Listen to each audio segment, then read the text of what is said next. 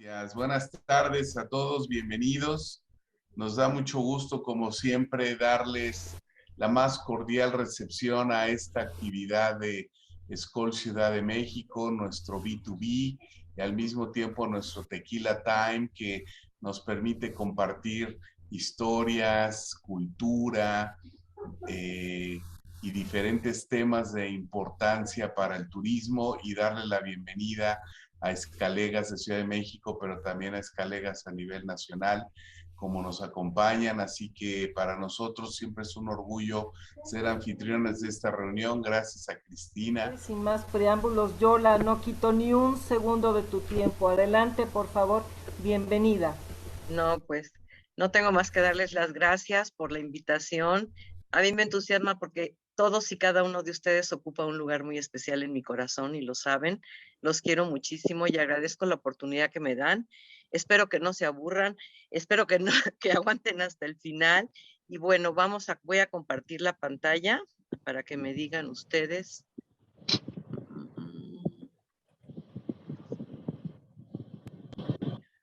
Ok, ¿ya se ve? Sí. Perfecto. ¿Correcto? Bueno, pues vamos, aquí les quiero hablar sobre los mayas y muchos de ustedes habrán sabido años anteriores, cuando éramos jóvenes, se hablaba de que los mayas eran gente pacífica, de que los mayas eran astrónomos y que, bueno, tenían otro concepto muy diferente. Sin embargo, fue a partir del descubrimiento de los murales de Bonampak que se empezó a dar cuenta que los mayas, lejos de ser pacíficos, pues eran como cualquier otro, como cualquiera otra cultura y otra civilización. Eran personas que hacían guerras, había reyes que querían poder, tenían sus calendarios, tenían todo un sistema ya muy bien hecho. Y bueno, lo que yo pretendo en esta plática es darles una visión pues muy por encimita de las cosas más importantes que consideré que compartir con ustedes. Aquí lo que vamos a ver es sobre la localización geográfica, sobre aspectos generales. Voy a hablarles de los viajeros y los expedicionarios, porque sin ellos no se hubiera dado a conocer al mundo esta maravillosa cultura. Sobre el desciframiento de la escritura maya, cómo es que se ha dado, cómo ha sido, sobre su organización política. Les voy a hablar sobre la guerra, un tema muy importante en esta cultura, sobre la vida en su sociedad, sobre sus características bioculturales, voy a tocar un poquito el juego de pelota y finalmente voy a hablarles del colapso maya. ¿Qué fue lo que pasó con los mayas?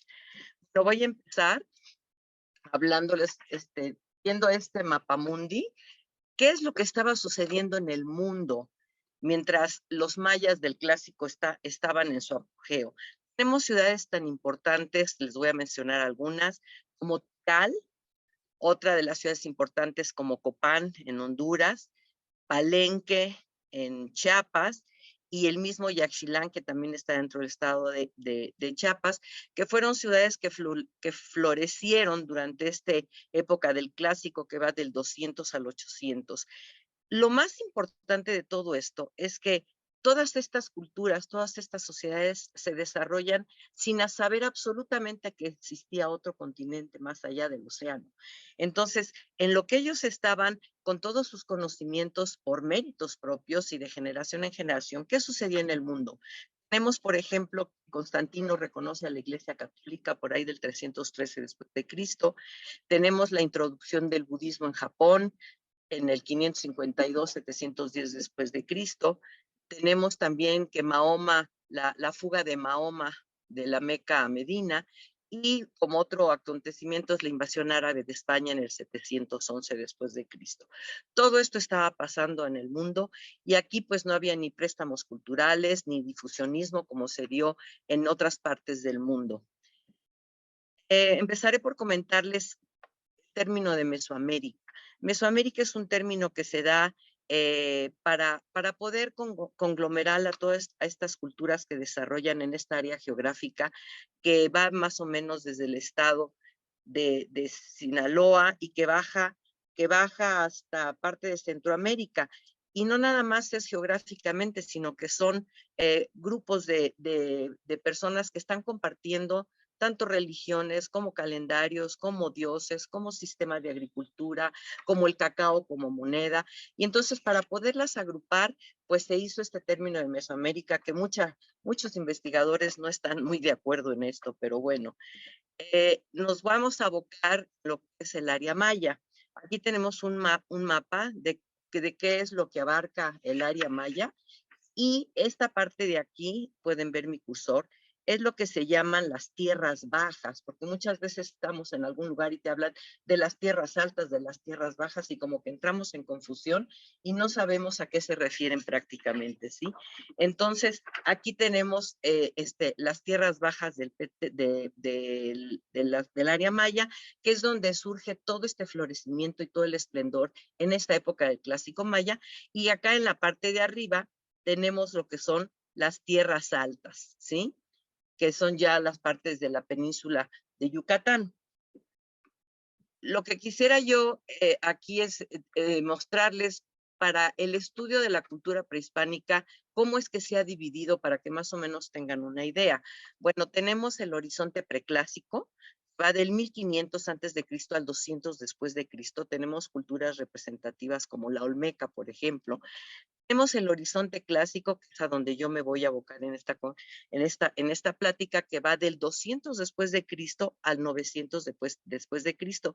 Y como es un horizonte tan importante, lo vamos a dividir en el temprano, en el clásico temprano, que va del 200 al 600 después de Cristo, y el tardío, que va del 600 al 900 después de Cristo. Y por último, tenemos el clásico, que va del 900 después de Cristo hasta la época de la conquista en 1521.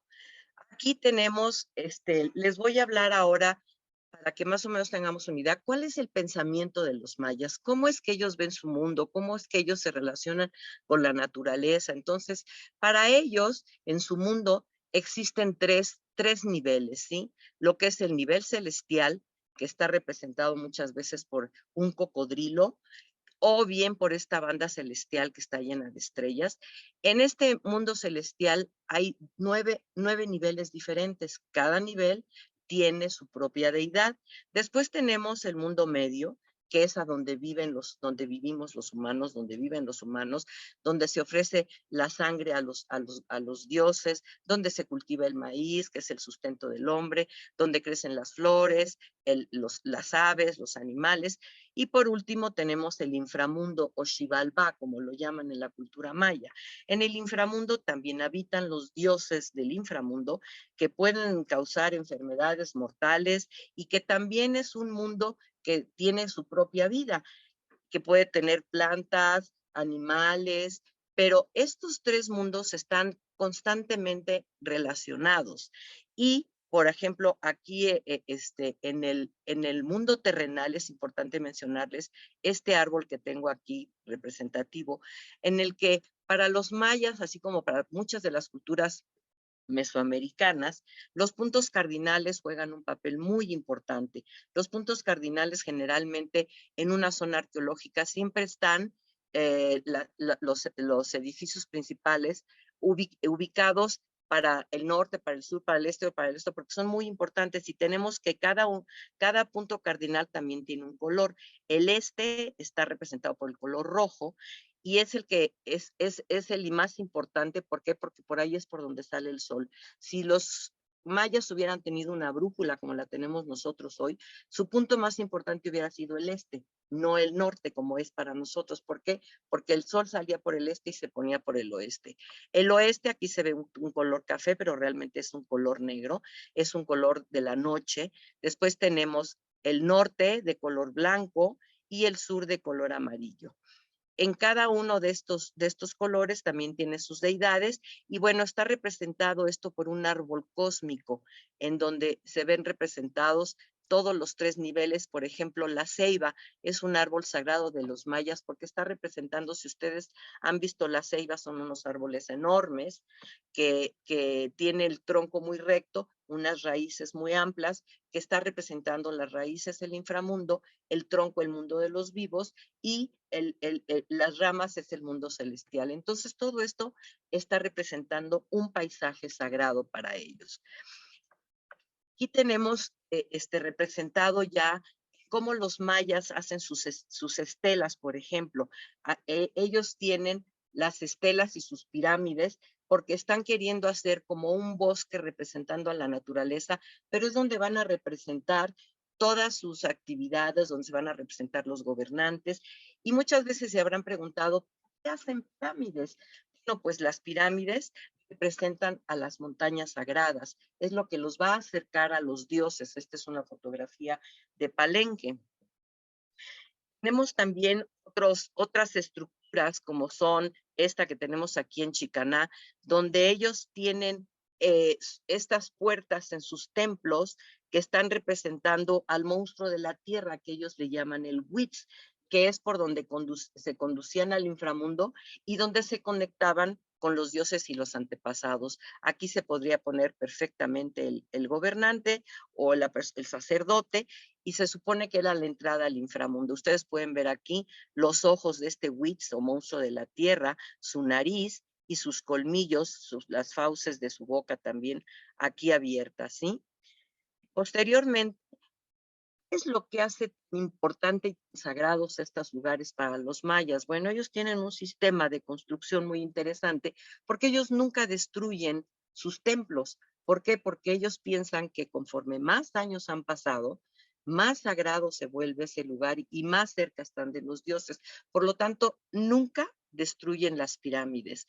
Al contrario, hacen una y encima de estas en otra, así como las cebollitas, van construyendo unos encima de otros, y este es el caso que les quise mostrar de una subestructura.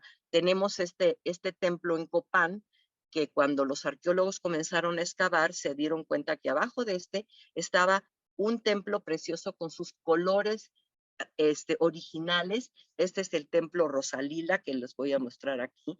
Así se encontró, está en Copán, en Honduras, y así se encontró con todos sus colores maravillosos. Entonces, para ellos, ustedes habrán ido muchas veces simplemente a Templo Mayor y han visto que se ven escalinatas, las escalinatas, y dicen, bueno, ¿qué es esto? Pues es esto precisamente, las subestructuras que van agrandando sus templos y van dejando adentro las más antiguas. Les voy a hablar ahorita un poquito de cuál era su panteón maya. Los mayas tienen una cantidad de dioses impresionante, aunque su principal dios es Itzamnaj. Pero nada más les quise mostrar porque esto sería hacer toda una presentación diferente, pero que más o menos se dieran cuenta de la cantidad de dioses que ellos tienen y siempre tienen designados a unos para una cosa, otros para la guerra, para el maíz, para todo. Nada más mostrarles esta clasificación que hizo Paul Schellhas en 1904. Pues tenemos aquí, les voy a hablar ahora de Popol Vuh. Seguramente todos ustedes han oído hablar de este famoso libro de Popol Vuh, que es un libro maya quiché, en donde nos hablan de la creación del mundo. Aquí nos hablan de los héroes gemelos Hunapush, Balanqué, pero que en un principio estos gemelos, sus padres, eran también otros gemelos que jugando en el juego de pelota estaban molestando mucho a los dioses del inframundo. Entonces los dioses del inframundo los mandan llamar, los hacen jugar a la pelota, finalmente los acaban matando, los entierran en el juego de pelota y a uno de ellos le corta la cabeza y esta cabeza la cuelga en un árbol. Y con el tiempo, una de las hijas de esos dioses del inframundo se encuentra con ese árbol y la cabeza se le queda mirando y dice la leyenda que la cabeza le escupe y que ella queda embarazada. Y ella, por el temor de ir al inframundo y decirles a sus papás que está embarazada, pues se va del inframundo y justamente va a buscar a la abuela, se encuentra más bien con la abuela, la mamá de los muertos, de los gemelos muertos, y se queda con ella hasta que nacen estos estos gemelos que se llaman Hunahpu y Xbalanque, que finalmente acaban luchando otra vez con los dioses del inframundo y con muchas tretas y engaños los vencen, y ya una vez que los vencen, se convierte uno en el sol y el otro en la luna. Esa es la leyenda más o menos de lo que es el Popol Vuh. Y dentro del Popol Vuh nos dicen la creación del mundo, nos hablan de la creación del mundo maya y nos dicen que los dioses se reunieron en 3 ocasiones. En la primera ocasión crearon a los animales, pero como no eran capaces de hablar y alabarlos, pues los destruyen. La segunda creación es de los seres de lodo, que eran muy obedientes, eran respetuosos, pero se deshacían con el agua y pues no tenían entendimiento, total, los vuelven a destruir.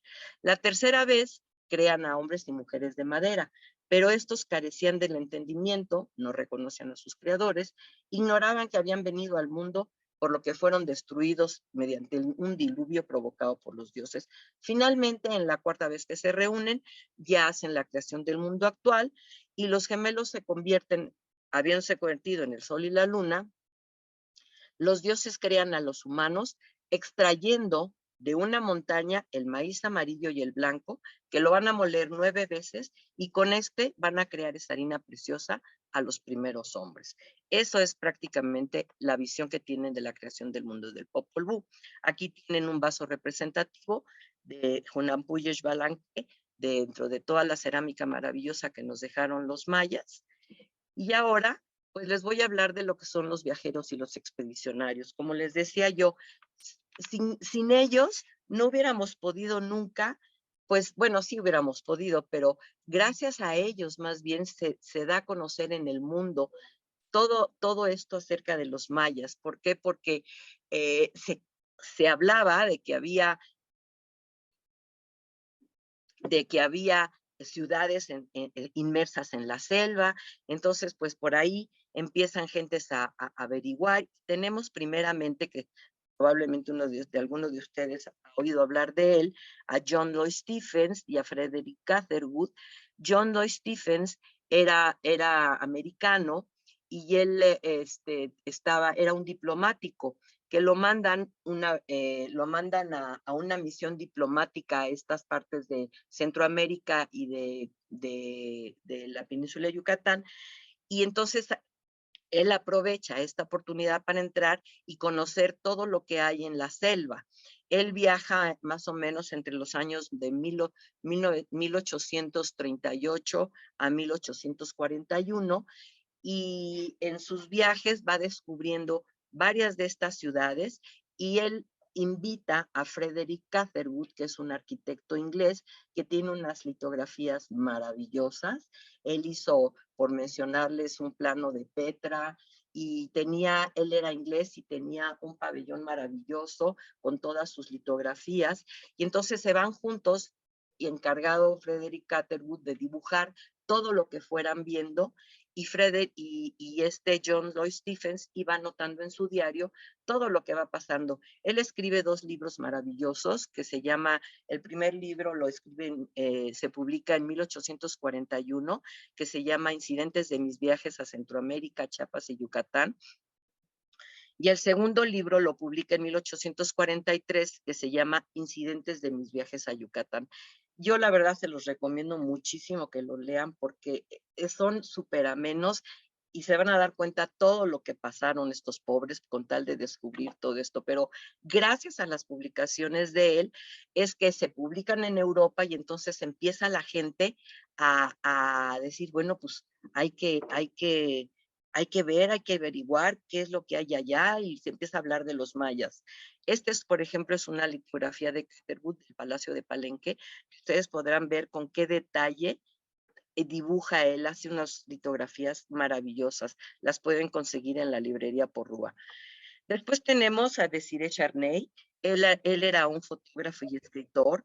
Él viaja a México por primera vez en 1853 y viaja después, años después, y contrata, él lo que quiere es ir a estas zonas que están en la selva y toma el río Usumacinta para llegar al sitio de Yaxchilán, que es donde ha oído hablar mucho de este sitio. Entonces, él llega, pero pobrecito, le pasan muchos incidentes. En el río Isumacinta es peligroso, sobre todo hay una parte de un cañón donde hay mucha corriente y pues naufraga, pierde su equipo, pierde la canoa y aparte se enferma de malaria.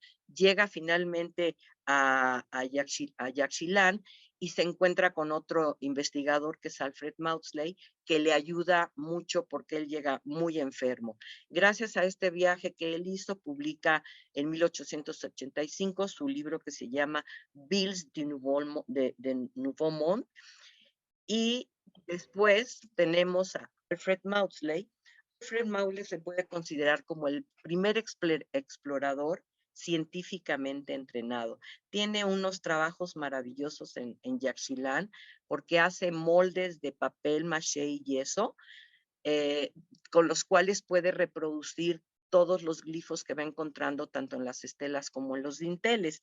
Toma unas fotografías excelentes, escribe varios tomos que hasta la fecha son indispensables para cualquier persona que quiera hacer investigación en el área maya. Él visita zonas como Tikal, Copán, Quiriguá, Palenque, entre otros muchos, ¿sí? Y un momento muy importante en su vida es cuando va por la selva y encuentra así en el suelo tirado entre la maleza una piedra y empieza a ver que tiene jeroglíficos y dice, wow, pero ¿qué es esto? ¿Sí? Y entonces a partir de ese momento él se queda fascinado porque empieza a descubrir los templos, las pirámides y todas estas inscripciones que hacen una pasión en su vida y de ahí, bueno, él se queda trabajando mucho tiempo ahí en Palenque. Aquí tienen una foto de él donde está trabajando en Palenque. Él también va a Tikal en 1882, toda la selva parte de la selva donde vemos el templo 1 y el templo 2. Esta fue una fotografía de 1882 y ahora podemos ver el templo 1 está así, de esta manera, ¿sí? Pues por último tenemos mencionar a unos de los exploradores, a Theobald Mallet. Theobald Mallet, él nació en Roma, él era de padres alemanes. Él se unió al cuerpo de Maximiliano de Habsburgo para venir a México acompañando al emperador, pero como Maximiliano no corrió con tan buena suerte y lo fusilaron, pues después de que lo fusilaron, él decidió quedarse en México para explorar lo que a él también le gustaba mucho todo lo de la cultura de los mayas, y entonces se queda en México y se va a todo lo que es el área, a explorar el área maya y va a visitar sitios como Piedras Negras, Tikal, Yaxchilán, entre otros muchos, ¿sí? Para que más o menos se den cuenta, quisiera compartir con ustedes este pequeño video. Nos va a explicar, vamos a ver lo que les acabo de explicar.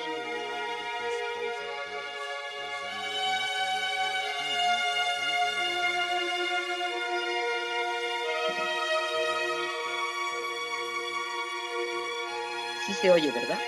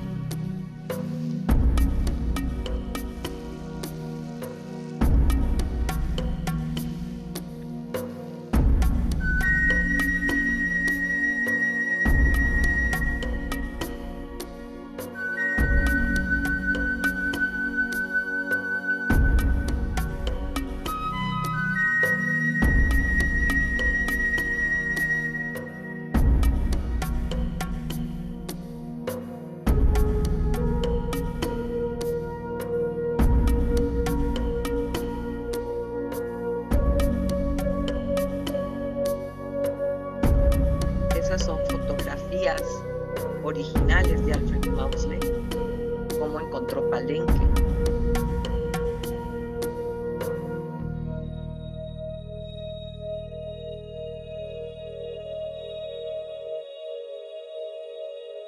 Así estaba el palacio.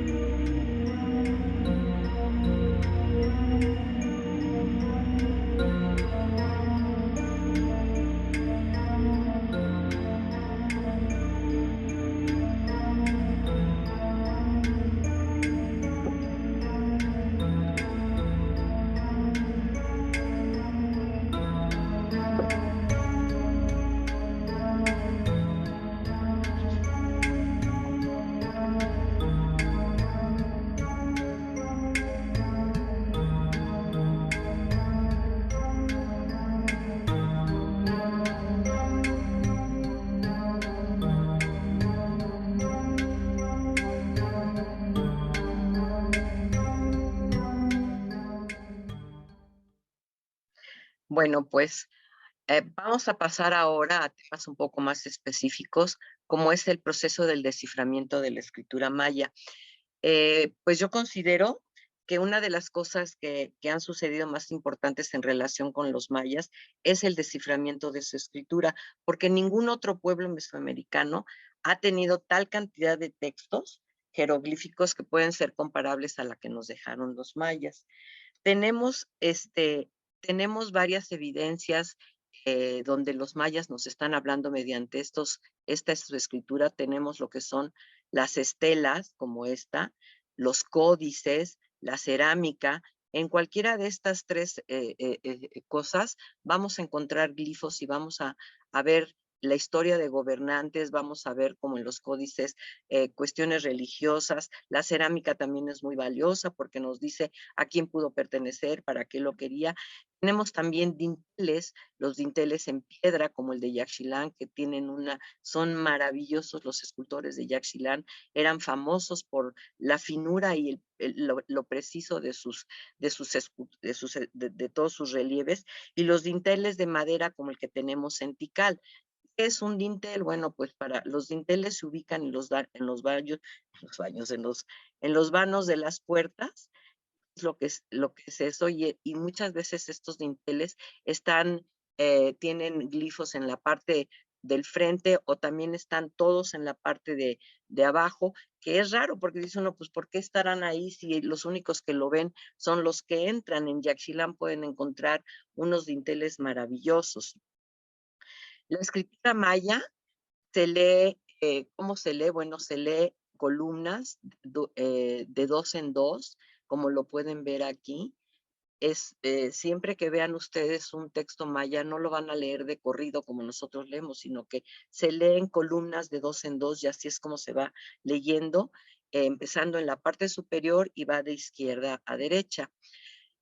Dentro de todos los descubrimientos del desciframiento de la escritura maya, Heinrich Berling es un investigador que descubrió que todos los sitios arqueológicos tienen un glifo emblema. Es como, como si fuera, tenemos a Tikal, por ejemplo. Este es el símbolo de Tikal, este es el de Palenque, este es el de Calakmul.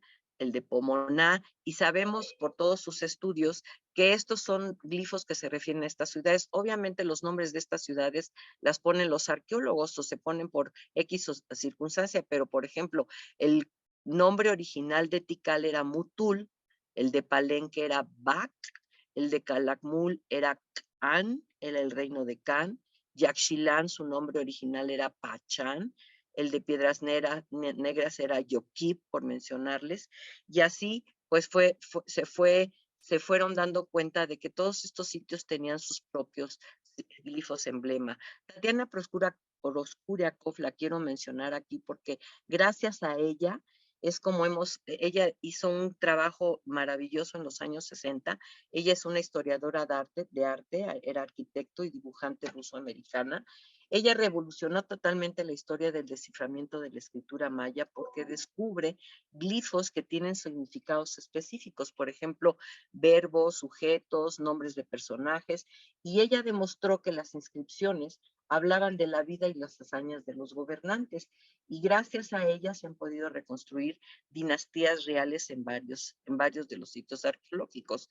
Aquí tenemos un ejemplo, aquí tenemos glifos que representan el ritual del autosangrado, por ejemplo, el de nacer, el del ascenso al poder. Imagínense, este glifo a mí me llama mucho la atención porque los escribanos es como muy representativo, ¿no? Se sentó en el trono, en fin. Todos estos glifos ella los pudo descifrar y darse cuenta que su escritura tenía toda una composición como la nuestra, un sujeto, un verbo, un predicado. Les voy a hablar ahora de lo que son los numerales. Ya muchos de ustedes los deben de conocer. Los numerales los hacían por puntos, que son unidades, o barras, que son 5 unidades, ¿sí? La representación del 0 es una flor o es un caracol, como un caracol. Todo esto lo pueden ver en las inscripciones cuando vean el 5, el 7, el 16, y ellos tenían hasta el número 19. El 20 estaba representado por este símbolo, aunque sabemos que su escritura era vigesimal, no era como la nuestra. Y se preguntarán, ¿por qué vigesimal? Pues porque pensamos que es el número de dedos que tenemos tanto en las manos como en los pies. Y ellos podían perfectamente escribir y hacer sumas y todo, y también tenían, no nada más por puntos y barras, sino que también por símbolos de cabeza. Por eso es tan difícil y tan complicada la escritura, porque tanto puede ser representada por puntos y barras como puede ser representada por cabezas, ¿sí? Después vamos a hablar ahorita un poquito de los calendarios. Ellos tenían 2 calendarios, el que era el calendario solar, que le llamaban Hab, y el calendario ritual, que le llamaban Solking. Además tenían lo que es una rueda calendárica y una cuenta larga, que se los voy a explicar más adelante. Tenemos el calendario Hab. Este calendario Hab estaba compuesto de 365 días. Estos 365 días se dividían en 360 días más 18, que estaban compuestas por 18 periodos, que les llamamos veintenas, es como para nosotros los meses, y cada veintena pues, estaba compuesta, como su nombre lo dice, por 20 días, más tenían 5 días aciagos, a los que ellos les llamaban Wayeb, y la duración de este calendario era de 365.2422 días. Era tan exacto como el nuestro y regía sus actividades agrícolas. Este calendario es más exacto que el gregoriano y que el juliano. Después tenemos aquí los meses del calendario, los meses del calendario, que cada mes tiene su deidad, su glifo específico. También tenemos aquí los días del calendario, tenemos también sus glifos para cada uno de los días, y tenemos el calendario ritual, que es el Solking. No sé por qué no se ve esto, no se puede quitar no sé si ustedes estén viendo esta parte de arriba, porque me estorba. El calendario ritual, que es de 260 días, que está formado por 13 periodos de 20 días. Y después tenemos la rueda calendárica.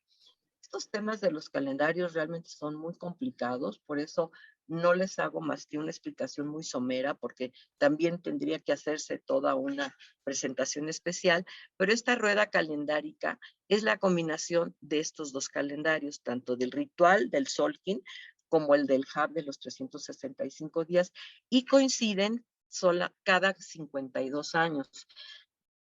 Los mayas, cada 52 años, esto no nada más lo hacían los mayas, lo hacían los mexicas, por ejemplo, en el centro de México, también tenían sus calendarios que eran el mismo, pero con diferentes nombres y con diferentes símbolos, y también cada 52 años coincidían, cada 52 años hacían. No es que coincidieran porque ellos no usaban en el centro de México esta rueda calendárica, pero cada 52 años era como el cerrar de los siglos, así como nosotros son fechas importantes cada 100 años, pues para ellos un siglo, podríamos decir, eran 52 años.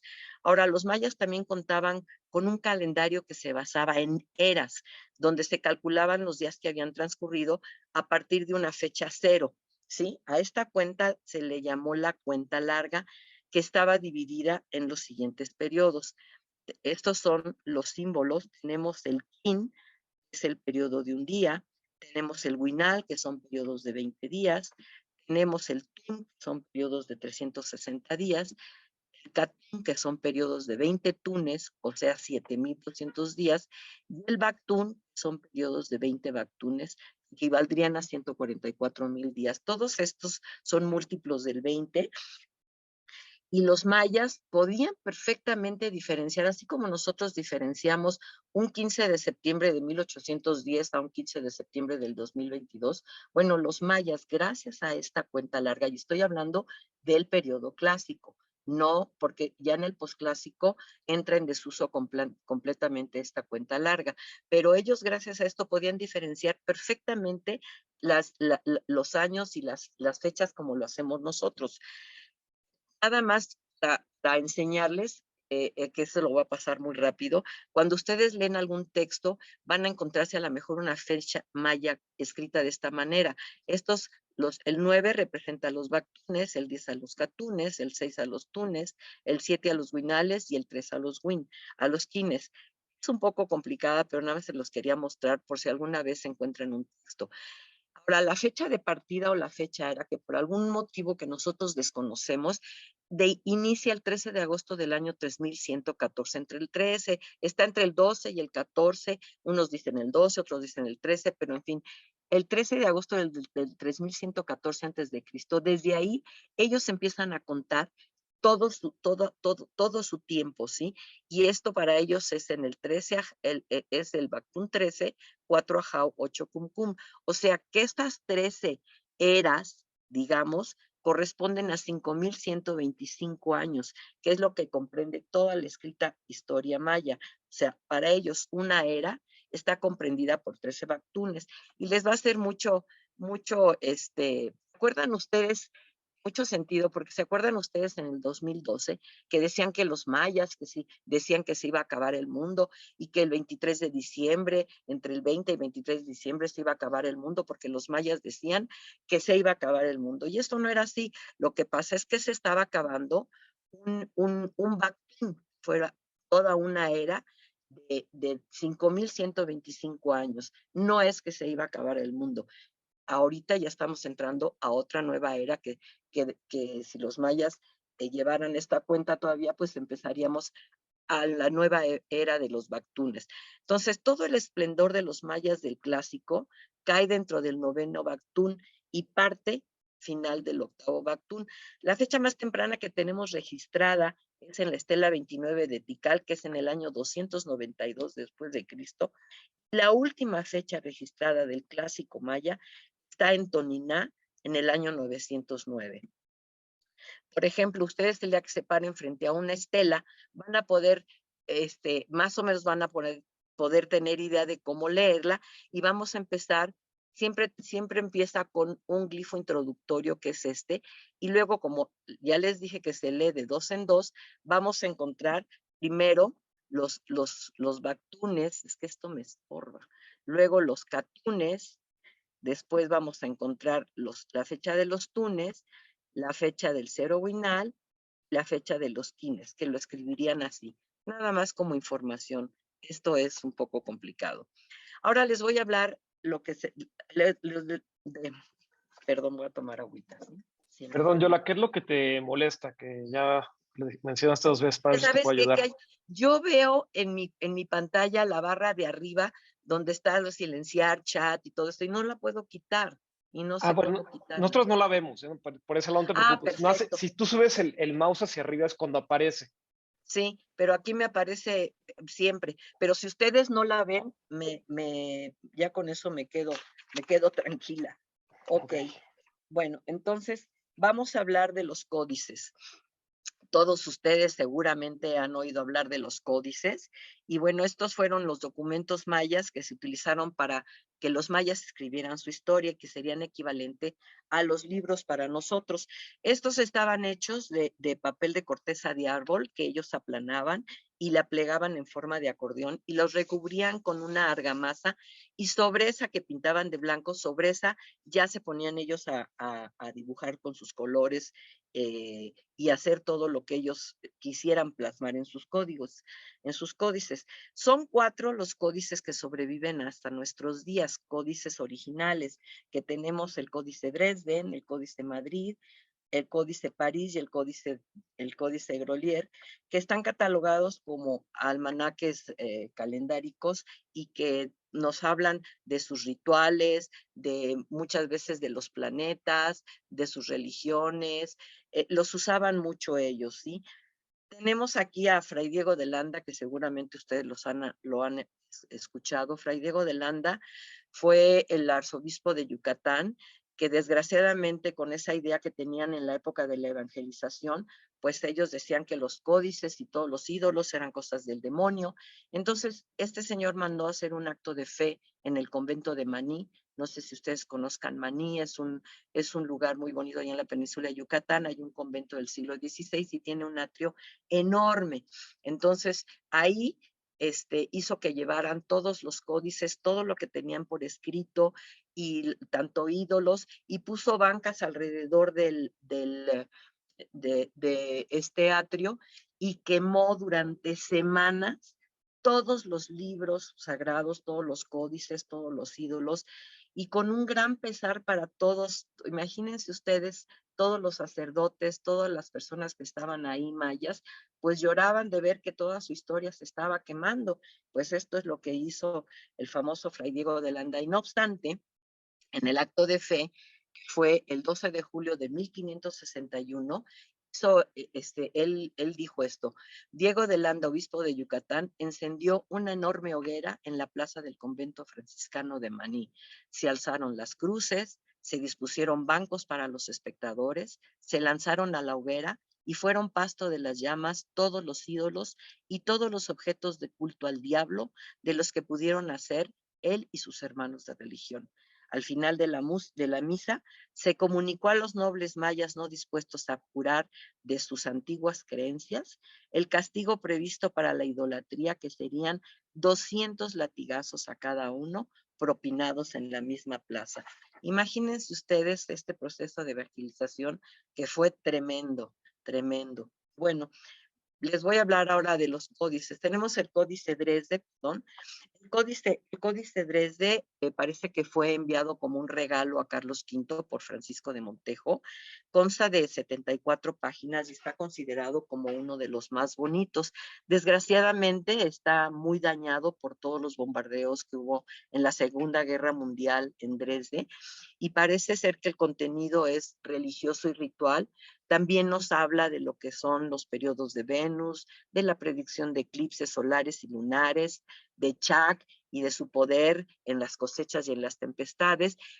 Al parecer fue elaborado por varios artistas y fue pintado en el posclásico temprano, pero con información del clásico tardío, o sea, entre 1250 y 1500 después de Cristo. Tenemos después el Códice Madrid.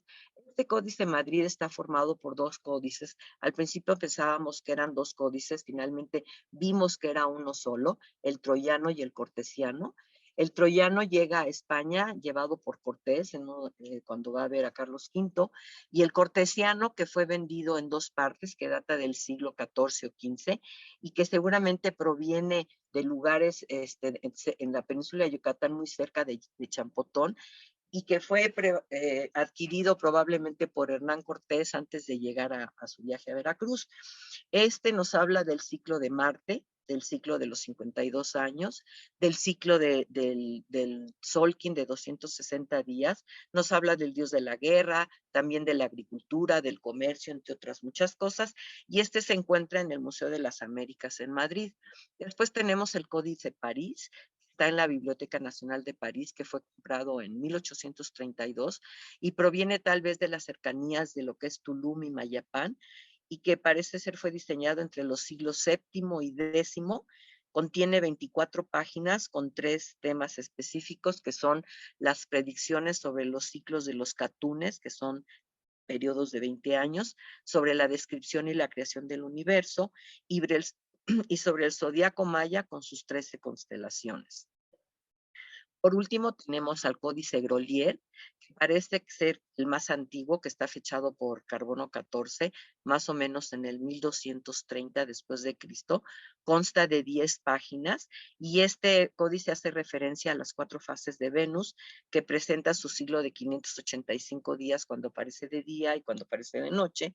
Y en cada página vamos a encontrar representaciones de estas deidades amenazadoras, que tiene un dios de pie con armas o cautivos, y fue hallado al norte de Chiapas, cerca de Tabasco, y fue hace apenas 6 décadas.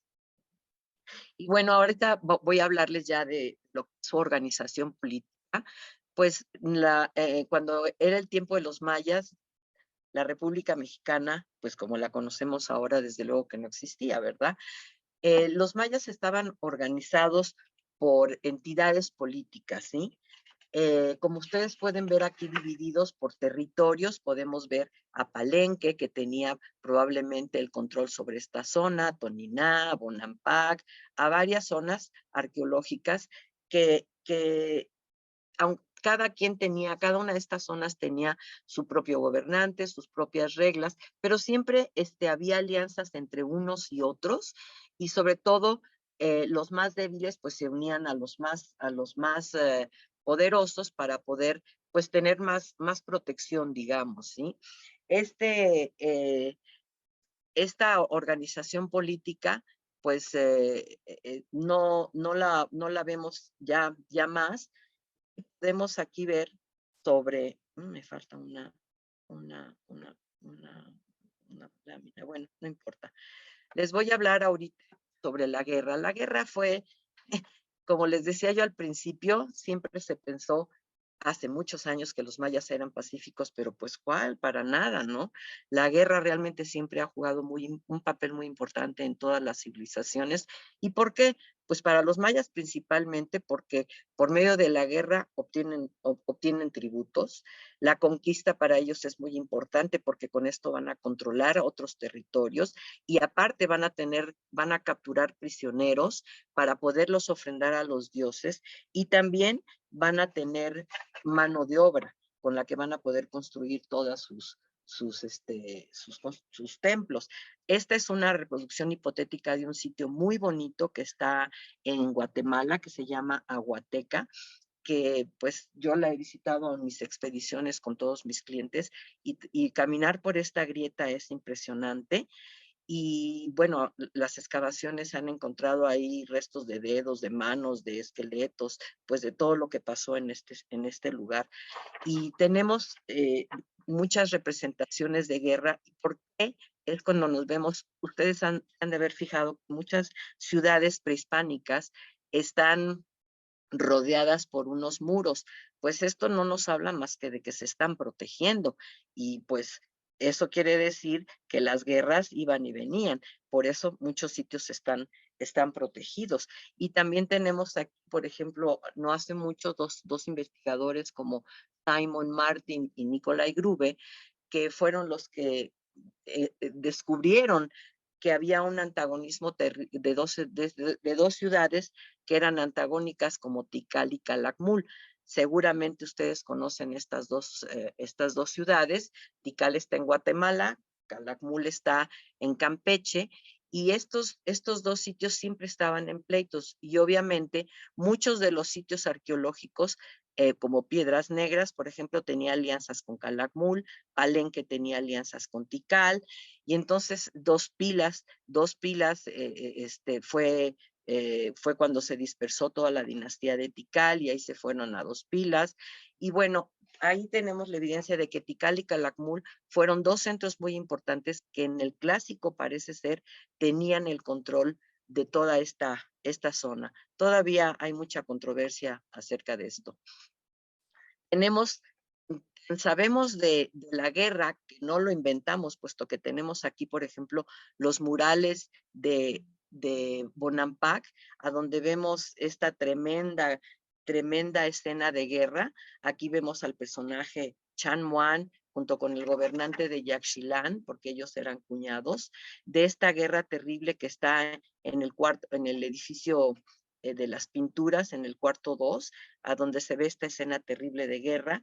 También tenemos aquí otras escenas de cómo se está vistiendo este personaje que es Chan Muan, que se está preparando para la guerra. Tenemos aquí este mural, a mí realmente me causa mucha impresión. Es uno de los murales que más me gusta, que seguramente los que han ido a Bonampak lo han visto, y es increíble porque tiene un realismo. El arte de los mayas es impresionante porque puedes casi ver que está hablando este gobernante con este otro gobernante. Tienen aquí a todos estos prisioneros que ya los tienen cautivos, y generalmente cuando ellos tienen cautivos les quitan sus ropas, y aquí en esta parte de aquí no se ve, pero sí, allá en Bonampak está aquí un personaje que les está o arrancando las uñas o les está cortando las yemas de los dedos, porque podemos ver cómo sangran aquí sus manos, y cómo este personaje le está pidiendo clemencia a Chan Muan para que les perdone la vida. Aquí vemos, por ejemplo, este escorzo que es increíble, es uno de los primeros escorzos representados en estas épocas prehispánicas, y pueden darse cuenta que como ya los despojaron de sus vestiduras, incluso se le ven aquí parte de sus genitales, que eso era algo terriblemente humillante, ¿no? Y los que han ido a Bonampak pueden ver que si se paran en la plaza, se ve una escalinata justo en el edificio de las pinturas, que probablemente ahí fue donde se llevó a cabo este momento de la tortura de los prisioneros, ¿sí? Después tenemos otras representaciones de guerra, como el dintel 8. Es muy típico que vean ustedes que los agarran de los pelos, porque eso los están sometiendo, y les quitan todos sus atavíos, collares de jade, y les ponen orejeras de papel. Tenemos aquí cómo se verían en ese momento con sus pieles los gobernantes, y cómo tienen sometidos ya a los cautivos.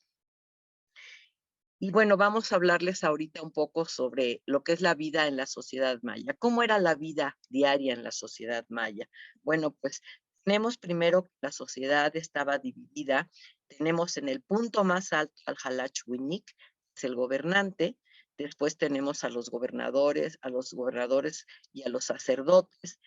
Posteriormente tenemos en esta escala a los nobles y a los guerreros, después a los artesanos, a los escribas y comerciantes, y por último lo que es el pueblo y los agricultores. Aquí tenemos una escena palaciega, y bueno, el gobernante era el encargado de administrar toda la vida en su reino, ¿sí? Entonces, aquí lo vemos, por ejemplo, en su trono, con sus pieles, donde está hablando con otras personas, los niños jugando, las mujeres trabajando, una escena muy, muy de un palacio, ¿sí? Y él, pues, como buen gobernante, pues, tenía que estar administrando la vida, que los bienes estuvieran para todas las personas, que hubiera suficiente comida, etcétera, etcétera. Y bueno, también quise presentarles estos vasos de cerámica, que también son todos unos códices, porque nos hablan de quién eran los personajes, de escenas palaciegas. Aquí vemos, por ejemplo, al gobernante sentado en su trono, que está recibiendo otras personas. Después tenemos, imagínense, aquí podemos ver hasta que tenía cortinas en donde recibía a las personas. Después tenemos otra escena palaciega aquí. Este personaje está recibiendo seguramente algún tributo y siempre acompañados de músicas. Yo creo que por eso desde ahí nos viene a nosotros la pachanga, la música, porque sí, somos un pueblo que siempre tenemos música y siempre estamos cantando. Aquí lo podemos ver perfectamente. Y otra representación de otro vaso que también me encanta porque habla de las alianzas matrimoniales que eran sumamente importantes, como hasta la fecha, ¿no? Mucha gente se trata de casar unos con otros por conveniencia o porque aquí en este caso podemos ver que se está haciendo una negociación de matrimonio. Tenemos aquí a las dos mujeres que están, que son las que están seguramente involucradas en este suceso. Tenemos aquí al gobernante con su élite y a las personas a las que les están explicando ya les llevan aquí las ofrendas que le van a dar al gobernante. En fin, estas escenas son muy hermosas. Lo que también es muy importante para los mayas es la danza y la música. Siempre en todas sus ceremonias, en sus nacimientos. Yola, perdón, tenemos 10 minutos, Yolita, ¿vamos bien? ¿10 minutos Pues, más? no, ¿Podemos? pues sí, entonces me voy a apurar. Les voy a hablar de la danza y la Pero, música. pero ¿sabes? Podemos hacer una segunda parte porque créeme que está sumamente interesante. Veo que todos seguimos aquí, seguramente todos tienen el mismo interés. Si gustas cortar donde podamos seguir una segunda parte en otra fecha. Claro que sí, como ustedes quieran. Si quieres, lo podemos dejar hasta aquí, en lo que es entrar a la cuestión de los rituales, y lo podemos hacer en una segunda, en otra segunda ocasión, como ustedes vean. Claro que sí, con mucho gusto. Yo me quedaría, pero por respeto a los tiempos de los demás, y además no quiero que la gente se empiece a salir, porque la verdad, esto es muchas cosas que ni siquiera sabemos, Yola, muchísimas cosas que ni siquiera que ignoramos, todo está tan detallado, todo está hecho tan profesional. Yo estoy de acuerdo con una segunda sesión. Yo creo que todos los que estamos aquí, hasta le pagamos el boleto para que vaya a Tikal. Sí, Enrique Flores nos está diciendo que está puesto para una segunda ocasión. Lo mismo Víctor Hugo Guardón, y estoy segura que todos aquí estamos puestos para una segunda ocasión. Bueno. Igual Chema está contestando que puestísimos, y tal vez no es una segunda, sino hasta una tercera. Es lo que te iba a decir, que no iba a ser una Carlos Cruz, lo mismo Carlos Cruz, así es que nos deja... Pues yo les agradezco todos sus comentarios, la verdad. Se los agradezco muchísimo. Gracias, Yola. Fascinante. Yolanda, antes que te vayas, una pregunta, disculpa. En la organización política veo que hay una parte que dice el Perú. ¿Por qué ese nombre? Sí. Mira, te la voy a poner esta. A ver, sí. Lo que pasa es que el Perú es un sitio arqueológico, así se llama. ¿Está? No, aquí no está. Sí, ahí está, ahí está arriba al medio. Está así. Sí, el Perú es una zona arqueológica, exactamente, está en el límite de Guatemala y México. ¿Y por qué el nombre Perú? Pues porque es lo que te digo, que los arqueólogos les ponen de repente cada nombre, que yo no me explico por qué. Porque ya ves, con los glifos emblema les estaba yo mostrando y diciendo cuáles eran los nombres originales de cada sitio, ¿no? Okay. Entonces, gracias. Yo encantada, yo se los puedo dar porque todavía sí me falta hablarles de sus rituales funerarios, todavía faltan algunas cosas. Entonces yo creo que en otra sesión la podíamos terminar. Pero si tienen alguna pregunta, alguna duda, pues encantada. Voy a quitar entonces voy a dejar de compartir la pantalla. Ahora sí. Si tienen alguna pregunta, espero que no se hayan aburrido. No, créeme que nada. no.